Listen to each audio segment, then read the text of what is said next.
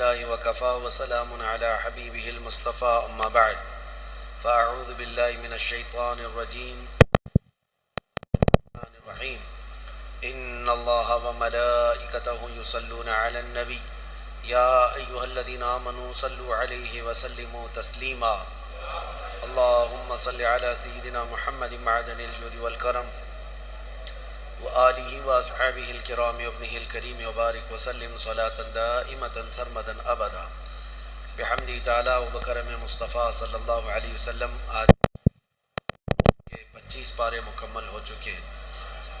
بقیہ 5 پاروں کی تلاوت اللہ تعالی ہمارے لیے آسان فرمائے اور آپ سب کو صحیح تجوید سے سننے اور پڑھنے ہمیں توفیق عطا فرمائے. آج ہم نے اس پارے میں سورہ شورا کی تلاوت کی ہے اور سورہ دخان، سورہ زخرف اور سورہ جاثیہ. اب جیسے جیسے آگے پارے بڑھتے جاتے ہیں سورتوں کی مقدار بھی چھوٹی ہوتی چلی جاتی، یعنی سورے چھوٹے ہو جاتے ہیں. شورا کا مطلب ہوتا ہے، جیسے کہ آپ کو نام سے ہی پتہ چلتا ہوگا کہ مشورہ کرنے والی جو جماعت ہوتی ہے اس کو شورا کہتے ہیں. اور اللہ تعالیٰ نے مومنین کی، صحابہ اکرام کی تعریف میں یہ بات ارشاد فرمائی، امرہم شورا بینہم، یعنی صحابہ کا معاملہ یہ ہے کہ وہ مشورے سے عمل کرتے ہیں. پارلیمنٹ جو ہوتی ہے اسی کو شورا بھی کہا جاتا ہے. اصل میں یہ ڈکٹیٹرشپ نہیں ہے کہ ایک آدمی کے دماغ میں جو آ جائے، جیسے بادشاہوں کے ہاں ہوا کرتا ہے، ایسا نہیں، بلکہ اللہ تعالیٰ مومنین کی تعریف میں فرما رہا ہے کہ جب کوئی کام کرتے ہیں تو شورا یعنی آپس میں مشورہ کرتے ہیں اور اس میں برکت ہے. آپ کو بھی یہی کرنا چاہیے، مومنین کو ہمیشہ یہ کرنا چاہیے. اگرچہ کئی کام ایسے ہیں جو آپ کے لیے یقینی طور پر ہونے جیسے لگتے ہیں، لیکن پھر بھی آپ مشورہ کر لیں کہ اس میں خیر ہے، اس میں برکت ہے. اس سلسلے میں چند باتیں آپ کے سامنے رکھتا ہوں. شورا کیا ہے؟ پہلی بات تو یہ ہے کہ رسول کریم صلی اللہ تعالیٰ علیہ وسلم محتاج نہیں تھے کسی سے مشورہ کرنے کے، لیکن امت کی تلقین کے لیے ہمیشہ صحابہ اکرام سے حضور نے مشورہ کیا ہے. جنگوں میں جانے کا معاملہ ہوتا تب مشورے کیے جاتے، کسی کے سزا کے متعلق بات ہوتی تو مشورہ کیا جاتا. ہر چیز میں حضور اکرم صلی اللہ تعالیٰ علیہ وسلم نے مشورہ دیا ہے. یہاں تک کہ جنگ خندق جو ہوئی تھی مدینہ طیبہ سے باہر، یہ حضرت سلمان فارسی کے مشورے سے ہی تو خندق کھودی گئی تھی، ورنہ عربوں میں جنگ آمنے سامنے لڑی جاتی تھی میدان میں. لیکن فارس میں ایسا طریقہ تھا کہ دشمنوں سے بچنے کے لیے شہر کے باہر ایک بہت بڑا گڑھا کھود دیا جاتا تھا، خندق. اس کی وجہ یہ ہوتی تھی کہ پوری فوج اس کو عبور کر کے، اس کو کراس کر کے شہر کے اندر نہ آ جائے، کیونکہ شہر میں اگر جنگ ہوگی تو کچھ نہ کچھ ٹوٹے گا پھوٹے گا، شہر کے گھر اجڑیں گے، برباد ہوں گے. تو حضرت سلمان فارسی رضی اللہ تعالیٰ عنہ نے بھی اس وقت یہ مشورتاً عرض کیا تھا بارگاہ مصطفیٰ میں کہ یہ لوگ تقریباً 12,000 کی تعداد میں آ رہے تھے. جب مکہ والے 3 قبیلے تھے، اس میں قبیلے بنو غطفان اور نجد سے اور پھر قریش کے، یہ تمام یہ سب ملا کر کے 12,000 کا لشکر لے کر مدینے پر چڑھائی کر رہے تھے. تب رسول کریم صلی اللہ تعالیٰ علیہ وسلم نے صحابہ سے پوچھا کہ ان کا مقابلہ کیسے کریں. یہ جنگ خندق جو ہے، پہلے جنگ بدر ہو چکی اور اس کے بعد جنگ احد ہوئی ہے، اس کے بعد یہ جنگ خندق ہے جو بڑی جنگ ہے، اور یہ بھی مدینے سے صرف 5 کلومیٹر کے فاصلے پر ہے. تو مدینے میں جو فوج داخل ہو سکتی تھی اس کا راستہ ایک ہی بڑا راستہ تھا جہاں سے آ سکتے تھے. اس راستے پر ایک بہت بڑی خندق کھودی گئی، نالا سمجھ لیں. وہ اتنا چوڑا اور اتنا لمبا کھودا گیا تھا کہ عرب کا مشہور نسل کا گھوڑا بھی چھلانگ لگا کر کے اس کو کراس نہیں کر سکتا تھا. اور اس کو کھودنے میں خود رسول کریم صلی اللہ تعالیٰ علیہ وسلم شامل رہے. تو یہ صحابہ کے مشورے سے ہوا کام. تو مشورہ لیا کرتے تھے نبی پاک صلی اللہ علیہ وسلم، جبکہ وہ محتاج نہیں تھے، وہ معلم الناس ہیں، یعنی پورے انسانوں کے لیے استاد بن کر کے آئے. نبی پاک صلی اللہ علیہ وسلم کی صفات قرآن نے بیان کیا ہے کہ وہ اللہ کی طرف سے لوگوں کے دلوں کو صاف کرنے آئے ہیں، وہ سب کے استاد ہیں، لیکن پھر بھی مشورہ یہ امت کے درس کے لیے تھا، اور اللہ کو یہ چیز پسند ہے، اسی لیے پورے سورے کا نام ہی شورا ہے، شورا ہے۔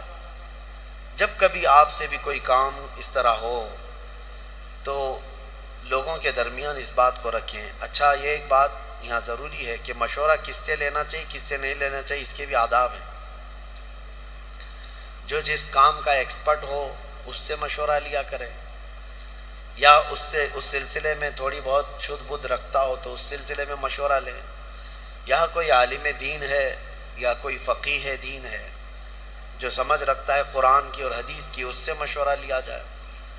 اسی لیے فرمایا گیا کہ عورتوں سے مشورہ نہ لو۔ ہاں مشورہ لو، لیکن عمل کرنے میں احتیاط کرو۔ مشورہ لو، گھر کے معاملات میں ان سے بھی مشورہ لو۔ ہوتا یہی ہے کہ آپ ان کے مشورے کے اعتبار سے تو چلتے ہی ہیں، پتہ ہے سب لوگوں کو، لیکن بزرگوں نے فرمایا ہے کہ مشورہ جس سے لیا جانا چاہیے وہ بھی ایک کیٹیگری ہے۔ ہاں گھر کے کاموں میں آپ مشورہ لیتے رہے، دیوار ہے اس کو پیلا رنگ لگاؤں کہ لال رنگ لگاؤں، عورت نے کہا پیلا تو آپ کالا لگا دو۔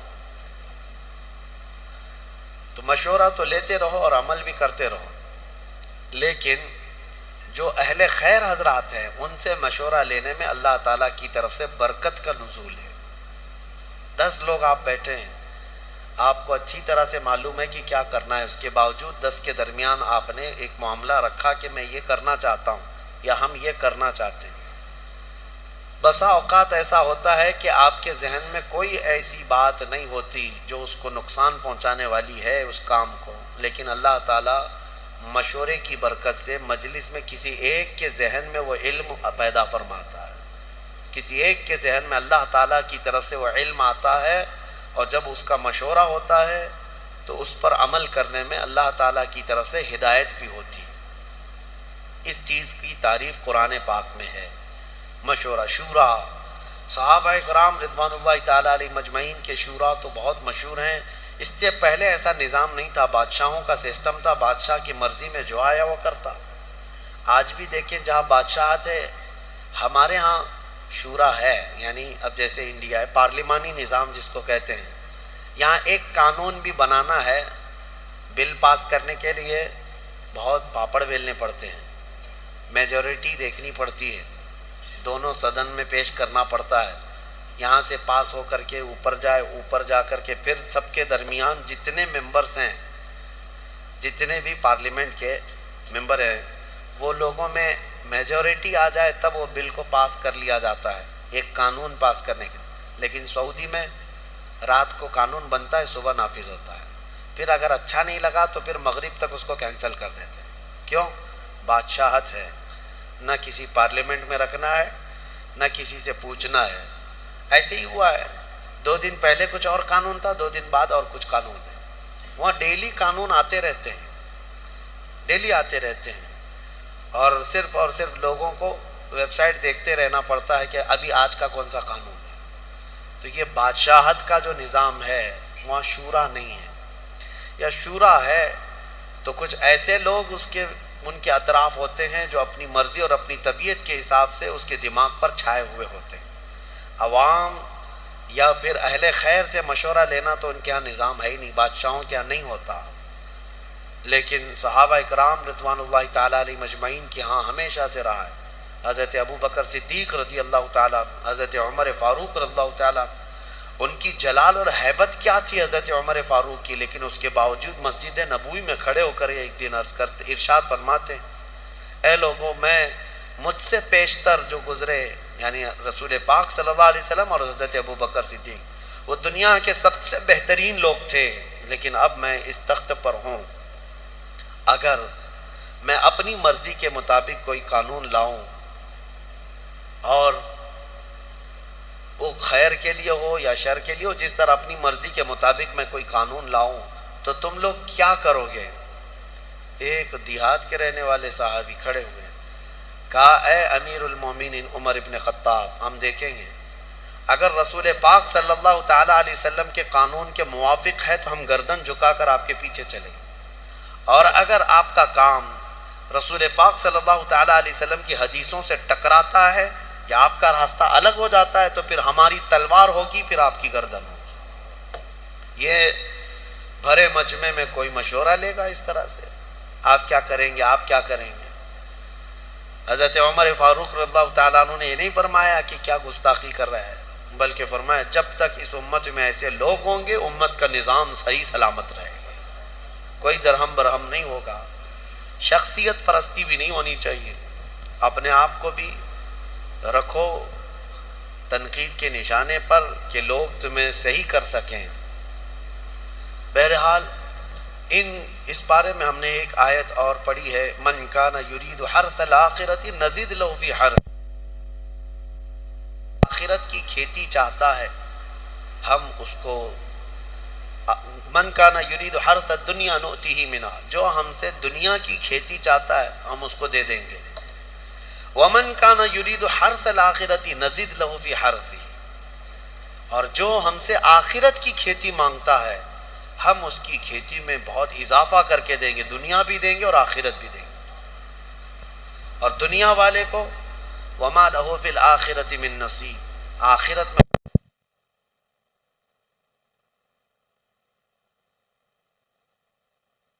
اللہ مجھے دنیا میں فلاں چیز دے دے، فلاں چیز دے دے، فلاں چیز دے دے، اللہ فرماتا ہے دے دیا جائے گا تمہیں، جیسے مانگتے ہی رہتے ہیں نا میرے عزیزو، اسی لیے کہتے ہیں نا خالی دنیا مت مانگو۔ دنیا کیا ہے؟ یہ سب مانگنا کہ میرا بزنس، میری تجارت، میری جائیداد، میری پراپرٹی، میری زمین، میرا فلاں یہ بڑھتا جائے بڑھتا جائے، یہ دنیا ہی تو مانگ رہے ہو آپ۔ اور اللہ فرماتا ہے جس نے ہم سے آخرت مانگی ہم اس کو دنیا بھی دیں گے اور آخرت بھی دیں گے۔ اسی لیے دوسرے پارے میں اللہ نے فرمایا فَمِنْهُمْ مَنْ يَقُولُ رَبَّنَا آتِنَا فِي الدُّنْيَا وَمَا لَهُ فِي الْآخِرَةِ مِنْ خَلَاقٍ، جنہوں نے یہ کہا نا ربنا آتنا فی الدنیا، اے ہمارے رب دنیا میں ہمیں کچھ دے دے، اللہ فرماتا ہے دے دیا جائے گا، وما لہ فی الآخرۃ من نصیب، اور آخرت میں ان کا کوئی حصہ نہیں ہوگا، من خلاق، آخرت میں کوئی ان کا حصہ نہیں ہوگا۔ وَمِنْهُمْ مَنْ يَقُولُ رَبَّنَا آتِنَا فِي الدُّنْيَا حَسَنَةً وَفِي الْآخِرَةِ حَسَنَةً وَقِنَا عَذَابَ النَّارِ أُولَٰئِكَ لَهُمْ نَصِيبٌ مِّمَّا كَسَبُوا، اللہ فرماتا ہے اور جنہوں نے کہا اے ہمارے رب ہمیں دنیا میں بھی اچھائیاں دے دے اور آخرت میں بھی اچھائیاں دے دے، رب فرماتا ہے، اور جنہوں نے یہ کہا اے اللہ ہم کو عذاب دوزخ سے بچا لے، رب فرماتا ہے یہ وہی لوگ ہیں جنہوں نے حقیقت میں حصہ حاصل کر لیا، آخرت بھی مانگ لیا، دنیا بھی مانگ لیا۔ دعا میں ہمیشہ یہی کیا کرو کہ اے اللہ ہماری آخرت اچھی کر، یہاں مانگ کر کے کتنا لے لو گے، کتنا لے لو گے، کتنے دن تک؟ چلو آج آپ نے صحت مانگی، اے اللہ مجھے صحت عطا کر، طبیعت اچھی رکھ، اچھی بات ہے، لیکن کتنے دن تک رہو گے؟ 80 سال، 100 سال؟ 80 سال کے بعد جب بال سفید ہونے لگیں گے تب پھر تم یہ مانگو گے کہ اللہ پھر میرے بال کالے کر دے، پیٹھ جھکنے لگے گی تب یہ کہو گے کہ اللہ میری کمر سیدھی کر دے، دانت جھڑنے لگ جائیں گے کہو گے پھر اے اللہ میرے دانت صحیح کر دے۔ نظام ہے کائنات کا، صحت کو جانا ہے تو جو جانے والی چیز ہے اس کو ہی ہم مانگ رہے ہیں، جو ہم سے رخصت ہونے والی چیز ہے وہی ہم مانگ رہے ہیں۔ اولاد مانگ رہے ہو یہ بھی چھوٹنے والی چیز ہے، یہ ہم سے چھوٹنے والی چیز، ہر وہ چیز مانگتے ہیں ہم یہاں پر جو ہم سے رخصت ہونے والی ہے، اور جو ہمیشہ رہنے والی ہے وہ جنت ہے، اس کا سوال کیوں نہیں کرتے؟ اور ایک امام شیخ سعدی رحمۃ اللہ علیہ کی کتنی پیاری بات ہے، سنو، فرماتے ہیں موت سے بچنا ممکن ہے کسی کو؟ بتائیں کوئی بچ سکتا ہے؟ پاسبل ہے؟ موت سے بچنا کسی کے لیے بھی ممکن ہے؟ نہیں ہے، سب کو پتہ ہے، سب کو پتہ ہے امپاسبل، لیکن اس کے باوجود بھی بچنے کے لیے 1000 دوائیاں کھاتے ہیں ہم، سب کو معلوم ہے کہ موت سے نہیں بچتے ہیں، لیکن اس کے باوجود بھی بچنے کے لیے ہم روز کچھ نہ کچھ کر رہے ہیں، ہم اپنے جسم کو صحیح کرتے ہیں یا بیماریوں کو صحیح کرنے کے لیے پیسہ بھی بہاتے ہیں، سب کچھ کرتے ہیں، ہمیں پتہ ہے کہ ہم نہیں بچ سکتے پھر بھی خرچہ کرتے ہیں۔ شیخ سعدی کی سوچ دیکھو، فرماتے اور انسان کو یہ پتہ ہے کہ جہنم سے بچنا ممکن ہے، موت سے بچنا تو ممکن نہیں، لیکن دوزخ سے بچنا ممکن ہے۔ کیا سب کے اوپر کمپلسری ہے جہنم میں جانا؟ نہیں۔ تو جس سے بچنا ممکن ہے اس کے لیے کوشش بھی نہیں کرتا، اور جس سے بچنا ممکن ہی نہیں اس کے لیے روز کوشش کرتا ہے۔ یہ کیسی سوچ ہے انسان کی؟ موت سے نہیں بچ سکتے، کوشش ٹھیک ہے تم دوائیاں کرتے رہو، لیکن کوشش یہ کرو کہ اللہ مجھے دوزخ سے بچا لے، مجھے آخرت کے عذاب سے بچا لے۔ میرے عزیزو، ہمارا سارا نظام اسلام کا آخرت پر ٹکا ہوا ہے، اسی لیے رب تعالیٰ نے فرمایا من کان یرید حرث الآخرۃ نزید لہ فی حرثہ۔ ایک بات میں آپ کو بتا دوں، اگر اسلام سے آخرت کا کانسیپٹ نکال دیا جائے تو پورا دین کھوکھلا ہو جائے گا۔ یعنی پھر کس چیز کے لیے کر رہے ہو تم؟ نماز کیوں پڑھ رہے ہو؟ چوری سے کیوں بچتے ہو؟ شراب کیوں نہیں پیتے؟ ہر چیز کا تعلق تمہارا آخرت سے جڑا ہوا ہے، آخرت سے۔ کیوں؟ حساب ہوگا، پوچھا جائے گا، میری نمازیں بھی پوچھی جائیں گی، روزے بھی پوچھے جائیں گے، ہر چیز آخرت کے خوف سے ہم دنیا میں عمل کر رہے ہیں، اور اگر آخرت کا کانسیپٹ ختم ہو گیا تو وہی درندوں کی طرح سے ناچتے گھومتے رہیں گے۔ جیسے دوسری قوموں کو دیکھ رہے ہیں، ان کے ہاں کوئی تصور ہی نہیں آخرت کا، ان کا تو یہ ہے کہ اچھے کام کرو گے تو دوسرے جنم میں اچھا بن کے پیدا ہو جاؤ گے، برے کام کرو گے تو دوسرے جنم میں کتا بلی بن کے پیدا ہو جاؤ گے، بس اتنا ہی ہے، اس سے زیادہ نہیں ہے۔ پھر بھی کچھ لوگوں کے ہاں ہے سورگ اور نرگ کا، لیکن وہ بھی اتنا یقینی نہیں ہے، اتنا یقینی نہیں ہے جتنا تمہارے لیے ذہن میں یقینی جنت اور دوزخ کا تصور ہے، یہ دوسروں کے ہاں نہیں ہے۔ اسی لیے میرے عزیزو، آخرت کے تصور کو اتنا مضبوط بٹھاؤ، اتنا مضبوط بٹھاؤ۔ مجھے ایک بات یاد آتی ہے کہ ہمارے ایک بزرگ تھے، میرے بڑے دادا، اللہ ان کی تربت پر رحم فرمائے، پورے علاقے میں لوگ اس بات کے شاہد ہیں، جب بھی کوئی کچھ غلط کام کرتا یا چھوٹی بہت بھی چیز ہلکی نظر آتی ان کو، تو ڈانٹنے کے لیے سب سے پہلا جو جملہ وہ کہتے تھے وہ یہی کہتے تھے، کیا تجھے آخرت کا خوف نہیں ہے؟ آخرت سے نہیں ڈرتا؟ یہ ایک جملہ اکثر ہر کام پر، نماز کے سلسلے میں ہو یا کسی کو کہیں پر گپے لگاتے بیٹھے ہوئے دیکھتے تو یہ کہتے آخرت کا ڈر نہیں ہے۔ یہ ان بزرگوں کا شیوا رہا ہے، اولیاء اکرام کا طرہ امتیاز رہا ہے کہ وہ اپنے سارے اعمال آخرت کے خوف پر رکھے ہوئے ہیں۔ حضرت حاتم اعصم رضی اللہ تعالیٰ عنہ بڑے پائے کے بزرگ ہیں، فرماتے ہیں نماز جب پڑھتے تھے تو کہتے میرا تصور یہی ہوتا ہے، میرا تصور یہی ہوتا ہے کہ موت میرے گردن کے پیچھے، ملک الموت یہی ہے، یہ سوچتا ہوں کہ اب آخری نماز ہے، میری آخری نماز ہے، اور دونوں طرف میرے جہنم کے گڑھے ہیں، ادھر بھی ادھر بھی، میں اگر تھوڑا سا بھی ہل جاؤں تو ہو سکتا ہے ادھر کے گڑھے میں یا ادھر کے گڑھے میں، اور پیچھے ملک الموت ہے اور سامنے رضائے الہی ہے اور جنت ہے، میں بڑھنے کی کوشش کر رہا ہوں۔ اس تصور کے ساتھ وہ نماز پڑھتے تھے، اس تصور کے ساتھ، اور سجدے میں جاتے تو یہ کہتے کہ میرا آخری سجدہ ہوگا، ملک الموت پیچھے ہی کھڑا ہے میری گردن کے پاس، اور اگر میں تھوڑا بہت ہل گیا تو ادھر بھی دوزخ ہے، ادھر بھی دوزخ ہے، سامنے کی طرف مجھے پورا تصور جمانا ہے، رضائے الہی ہے اور جنت میری یہاں ہے۔ تو ان کے سارے تصورات ہر کام میں آخرت پر ڈیپینڈ تھے۔ میرے عزیزو، آج لوگوں میں جو بد عملی آئی ہے اس کی ایک بڑی وجہ یہی ہے، ہمارے بچوں میں اور نوجوانوں میں آخرت کا ڈر کم ہو گیا، ڈر کم ہو گیا۔ یہ جتنے بھیانک گناہوں میں آج ملوث ہیں، ان کو ڈر نہیں ہے، ان کو خوف نہیں ہے۔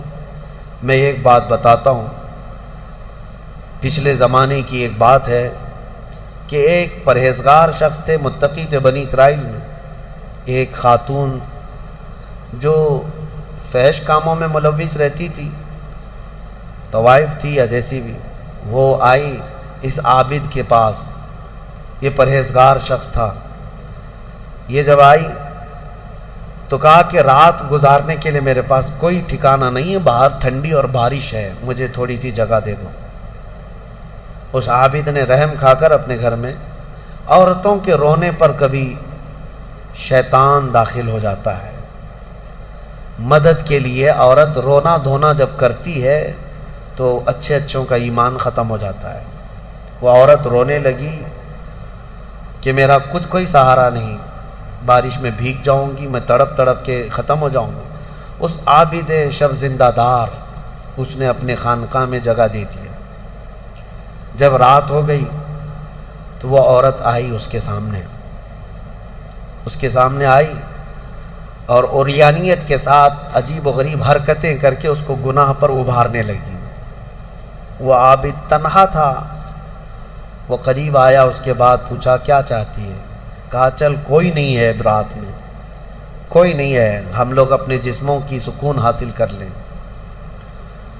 اس عابد نے کہا کہ ٹھیک ہے، میں اس سے پہلے تھوڑی دیر میں بھی آتا ہوں، خواہش ہے تیرے ساتھ آ جاتا ہوں، سوتا ہوں، لیکن اس سے پہلے میں دیکھتا ہوں۔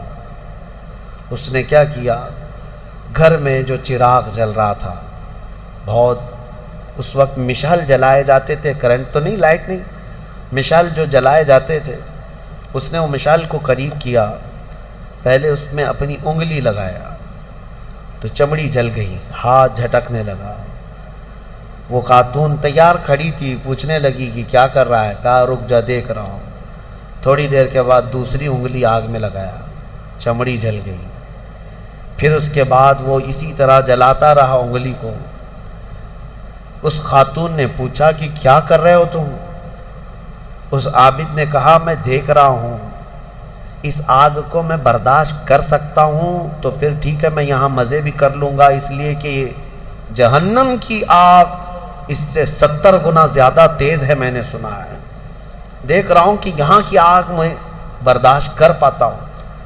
2 انگلیاں سامنے کیا، 3 انگلیاں کیا، 4 انگلیاں جب مشعل میں لگایا تو پورا چمڑا جل کر کے صرف انگلیوں کی ہڈیاں کالی ہو کر رہ گئی، ہاتھ پورا چمڑا لٹک گیا، پورا ختم ہو گیا، ہاتھ پورا جلا رہ گیا۔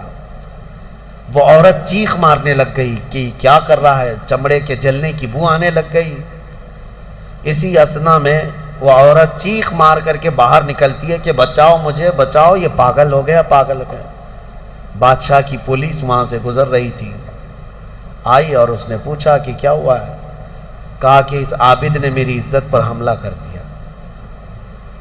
تو پولیس اندر گھس گئی، دیکھا تو یہ بیٹھا ہوا تھا، اب آؤ دیکھا نہ تاؤ، حملہ کر دیا اس پر۔ لوگوں کو باہر پتہ چل گیا کہ ایسا ایسا ہوا ہے، ایک عورت آئی تھی اور اس پر عابد رات کو تنہائی میں اس کے ساتھ منہ کالا کر رہا تھا۔ تو لوگوں نے مارنا شروع کیا، اتنا مارا کہ وہ عابد مر گیا، انتقال ہو گیا، ختم ہو گیا۔ اب مسئلہ یہ ہے کہ اب لوگوں میں یہ بات پھیل گئی کہ اتنے سالوں جس کو ہم نے عبادت میں دیکھا تھا، وہ ایک عورت کے چکر میں آخری وقت بہک گیا اور منہ کالا کر لیا۔ اب اس کے بعد اس کو اٹھاتے ہیں، اٹھا کر کے قبرستان میں جب دفن کرنے کے لیے رکھا گیا، قبر میں جیسی رکھتے ہیں، اس قبر میں تیز خوشبو بھر چکی ہے، ہر جگہ سے خوشبو کے جھونکے آ رہے ہیں۔ لوگوں نے کہا یہ بدکار آدمی کی قبر میں اتنی خوشبو کہاں سے آ رہی؟ اس کو دفن کر دیا اور یہ بات مشہور ہونے لگ گئی۔ بادشاہ خود بھی آیا، پوچھا یہ کیا مسئلہ کیا ہے؟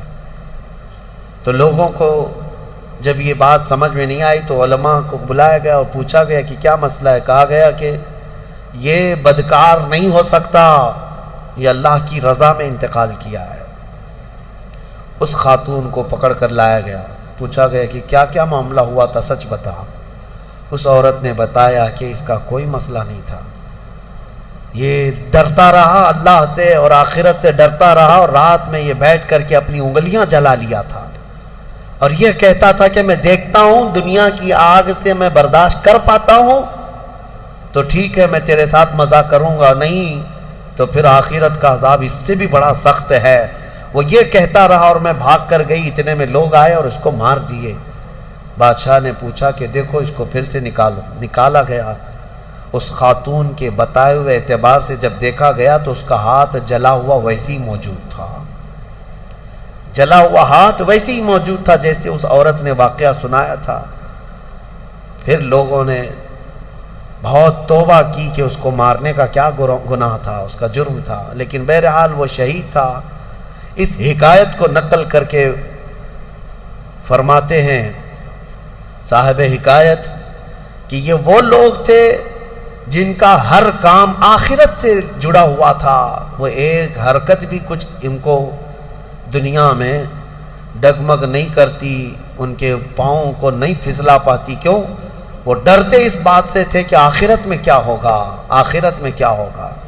میرے عزیزو، میں آپ کو بتاؤں، زنا کی جو سزا ہم نے بتائی تھی، اس سے قبل بھی میں نے بتایا، کوڑے مار دیے جائیں 100 یا سنسار کر دیے جائیں، یہ آخرت میں دی جانے والی سزا کا 100واں حصہ ہے۔ اس سے 100 گنا زیادہ سزا وہاں پر قیامت میں، تو پھر وہ کیسی ہوگی سزا؟ پھر 100 گنا زیادہ سزا کیا ہے؟ اسی لیے فرمایا گیا جہنم کا ہلکا عذاب۔ پوچھا گیا حضور سے سب سے کم عذاب کیا ہوگا؟ سب سے کم کسی کو عذاب دیا جائے گا اگر دوزخ میں تو کیا ہوگا؟ فرمایا گیا کہ اس کو آگ کی جوتیاں پہنائی جائیں گی جس کی گرمی سے اس کا بھیجا پک کر کے ابل رہا ہوگا۔ یہ سب سے ہلکا عذاب ہے دوزخ کا۔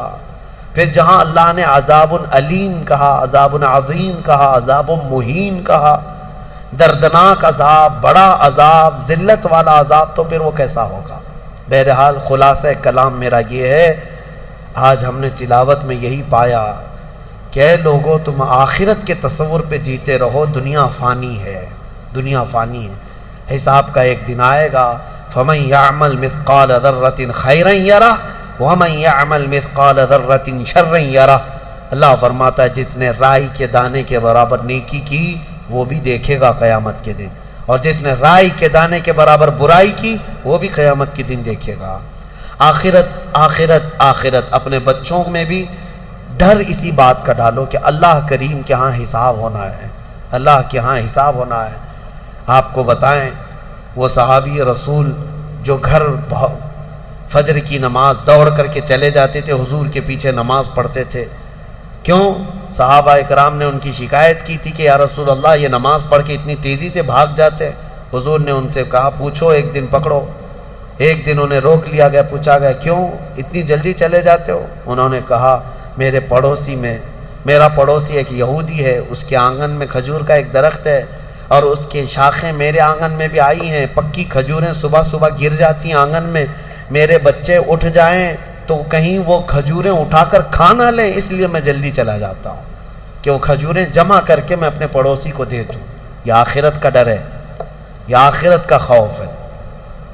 عزیزان گرامی وقار، اپنے بچوں کو اس بات کا ڈر ڈالو۔ ایک بار حضور پاک صلی اللہ تعالیٰ علیہ وسلم کی بارگاہ میں صدقے کی کھجوریں آئی تھیں۔